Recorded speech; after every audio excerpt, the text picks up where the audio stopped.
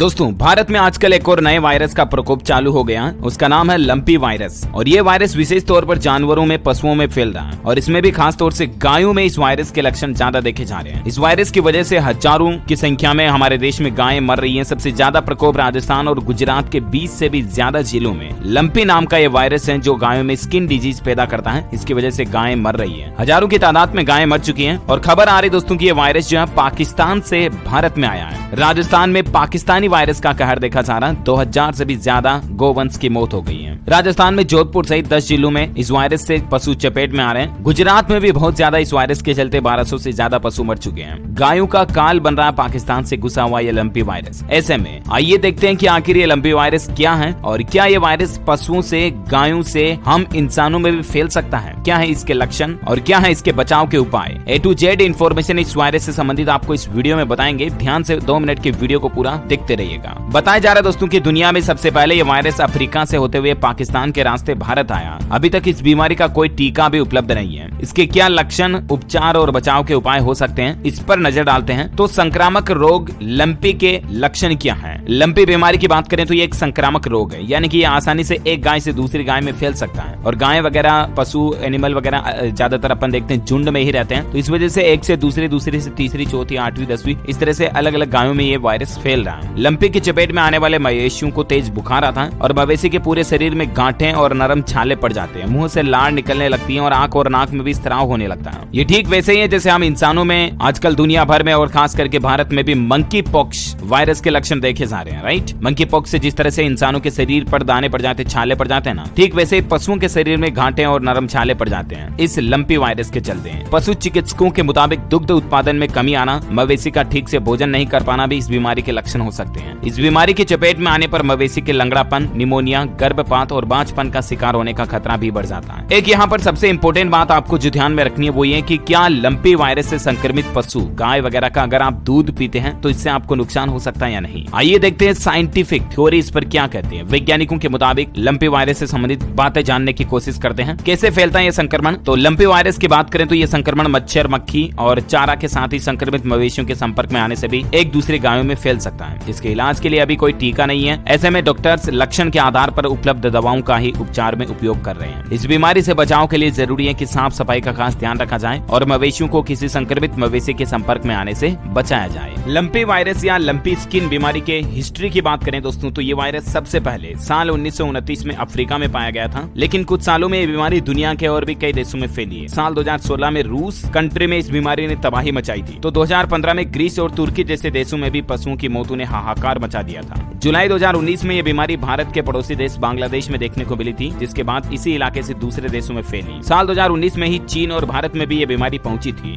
जून 2020 तक ये बीमारी नेपाल पहुंच गई। जुलाई 2020 में ताइवान और भूटान में भी पहुंच गई। इसके अलावा वियतनाम में अक्टूबर 2020 में पहुंची। कुछ तथ्यों का यह मानना है कि ये बीमारी सबसे पहले 1971 में अमेरिका में मिली थी। इस बीमारी को पशु विश्व स्वास्थ्य संगठन जो है उसने एक विशेष श्रेणी में डाला है, जिसके मुताबिक दुनिया के किसी देश में अगर ये बीमारी मिलती है तो तुरंत इस बारे में विश्व पशु स्वास्थ्य संगठन को सूचित किया जाए। पिछले साल जनवरी 2021 में दक्षिण भारत के कर्नाटक और तमिलनाडु जैसे राज्यों में ये बीमारी दिखी थी। पशु चिकित्सकों के माने दोस्तों तो पशुओं को इस बीमारी से बचाने के लिए फिलहाल अलग अलग तरह की एंटीबायोटिक दवाइयां दी जा रही है। ये बीमारी पशुओं को कमजोर कर देती है, उनके शरीर पर, त्वचा पर छाले नुमा पड़ जाते हैं। उसके बाद धीरे धीरे पशुओं की जान चली जाती है। गौवंश में बीमारी बढ़ने के बाद पशुपालन विभाग भी जागा और लंपी स्किन बीमारी से पशुपालन चिंतित है। इसके लिए एक कंट्रोल रूम भी बनाया है सरकार ने और एक एडवाइजरी भी जारी की है। अगर आपके भी गायों में इस तरह के कोई लक्षण दिखाई देते हैं तो तुरंत आप पशुपालन विभाग की वेबसाइट पर दिए गए कंट्रोल रूम नंबर पर कॉल करके सूचित कर सकते हैं या अपने नजदीकी जिला मुख्यालय पर भी आप इसके बारे में सूचना दे सकते हैं। ओके, और जहां तक बात आती है इंसानों में इस बीमारी के फैलने की, तो पशुओं से इस बीमारी का वायरस अभी तक कहीं पर भी इंसानों में फैला नहीं है। ऐसा केस दुनिया में कहीं पर भी नहीं देखा गया, लेकिन फिर भी ऐसे संक्रमित पशुओं से जितना हो सके बचकर दूर रहना चाहिए और ऐसे संक्रमित पशुओं का दूध भी काम में ना ले। अगर आपको पता चल जाता है कि आपका पशु लंपी वायरस से संक्रमित है तो उनका दूध भी काम में ना ले और तुरंत अपने पशु चिकित्सक से संपर्क करके उनका इलाज करवाएं। ओके,